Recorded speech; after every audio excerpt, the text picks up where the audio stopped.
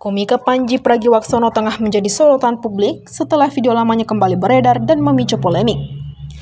Dalam video berjudul Uang versus Pendidikan di kanal YouTube, Panji menyinggung ritual pemakaman adat suku Toraja Rambu Solo sebagai bagian dari materi stand-up komedi. Dalam potongan video tersebut, Panji membahas soal mahalnya biaya upacara pemakaman Rambu Solo, bahkan menyebut banyak keluarga di Toraja yang memilih menyimpan jenazah di rumah sebelum mampu melaksanakan upacara adat tersebut.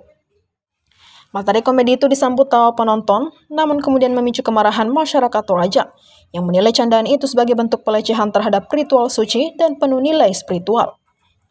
Lantas, apa sebenarnya Rambu Solo, prosesi sakral pengantar arwah di Toraja? Rambu Solo merupakan upacara adat pemakaman suku Toraja yang dilaksanakan secara turun-temurun.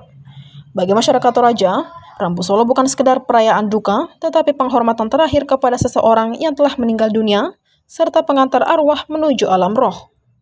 Secara etimologis, Rambu Solo berarti sinar yang arahnya ke bawah, yang merujuk pada waktu pelaksanaan saat matahari terbenam. Dalam kepercayaan Toraja, prosesi ini adalah bentuk penghormatan kepada luhur yang berakar dari sistem kepercayaan Aluk Todolo, ajaran lama yang masih dipegang sebagian masyarakat hingga kini.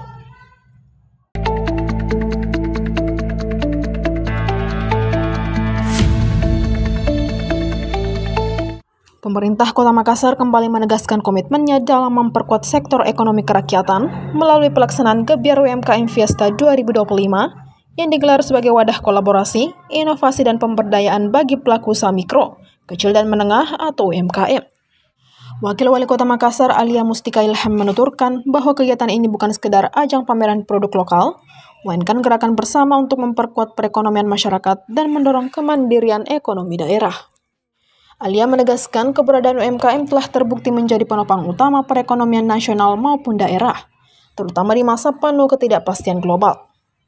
Menurutnya, daya tahan dan kreativitas pelaku usaha kecil di Makassar menjadi modal penting dalam menjaga stabilitas ekonomi lokal.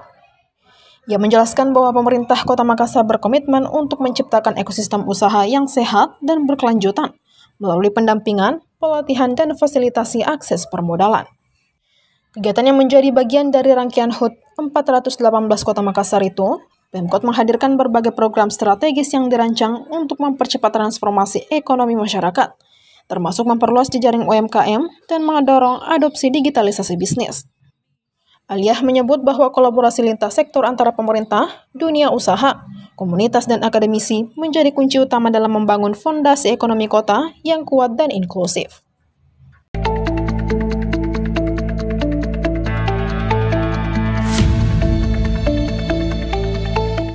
Kepala Bidang Pencegahan dan Kesiapsiagaan BPBD Provinsi Sulawesi Barat atau Sulbar, Suwandi bersama tim reaksi cepat atau TRC BPBD Sulbar, mengikuti apel kesiapan tanggap darurat bencana hidrometeorologi di lapangan Tribrata Polda Sulbar pada Rabu 5 November.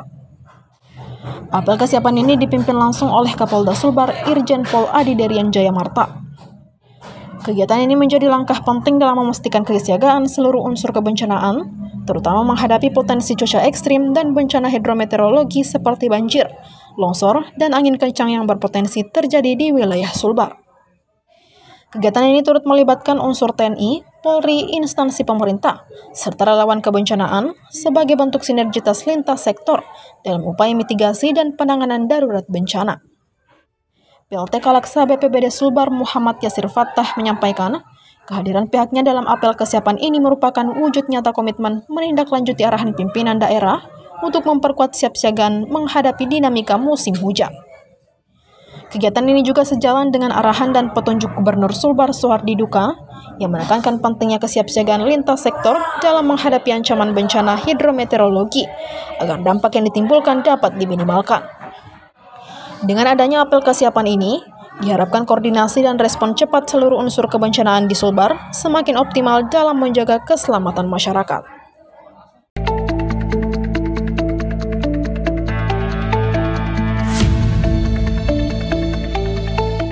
Organisasi Palang Merah Indonesia atau PMI Jeneponto bersiap memperkuat jajaran dan merumuskan strategi baru dalam acara pembukaan Musyawarah Kabupaten atau Muskap PMI ke-10.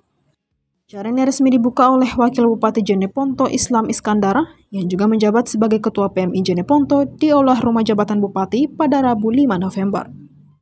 Kegiatan ini pun menjadi ajang konsolidasi organisasi, dihadiri oleh perwakilan PMI Provinsi Sulawesi Selatan, unsur Forkopimda atau Dandim, Kapolres, Kejari, para kepala OPD, dan camat se-Kabupaten Jeneponto. Muskap ini melibatkan total 54 peserta dari berbagai unsur. Momen penting dalam pembukaan adalah pengukuhan pengurus PMI dari tingkat kecamatan se-Kabupaten Jeneponto. Pembacaan surat keputusan dilakukan oleh Kepala Bapeda Jeneponto, H. Alfian Afandisya. Pengukuhan ini dilakukan langsung oleh Wakil Bupati Islam Iskandar dalam kapasitasnya sebagai Ketua PMI Kabupaten Jeneponto periode 2025 sampai 2030, menandai kesiapan PMI di Jeneponto untuk beroperasi hingga ke lini terdepan.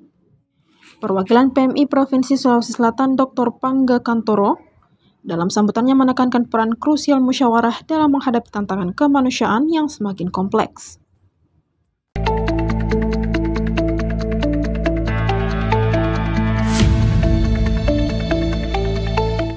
Bosowa berlian motor sebagai Mitsubishi Motors Authorized Dealer untuk wilayah Indonesia bagian timur berpartisipasi aktif dalam ajang Gaikindo Indonesia International Auto Show atau GIAS Makassar 2025. Acara ini berlangsung pada 5 sampai dengan 9 November 2025 di Summercon Makassar Convention Center. Kolaborasi dilakukan antara Bosowa Berlian Motor dengan PT Mitsubishi Motors Kramayuda Sales Indonesia atau MMKSI dalam menghadirkan lini kendaraan unggulan Mitsubishi Motors termasuk Mitsubishi Destinator, Mitsubishi X-Force, dan Mitsubishi Pajero Sport. Kolaborasi ini merupakan kelanjutan dari kesuksesan MMKSI di sejumlah seri GIAS sebelumnya. Pada GIAS Jakarta 2025, Mitsubishi Motors mencatat hasil gemilang dengan lebih dari 11.000 surat pemesanan kendaraan atau SPK hanya dalam waktu kurang dari 2 bulan sejak peluncuran Mitsubishi Destinator. Keberhasilan tersebut berlanjut pada GIAS Surabaya dan GIAS Semarang, di mana antusiasme masyarakat terhadap SUV terbaru Mitsubishi itu tetap tinggi, serta menghasilkan berbagai penghargaan bergengsi seperti Favorite Car dan Most Driven Car Ice di tiap kota penyelenggara.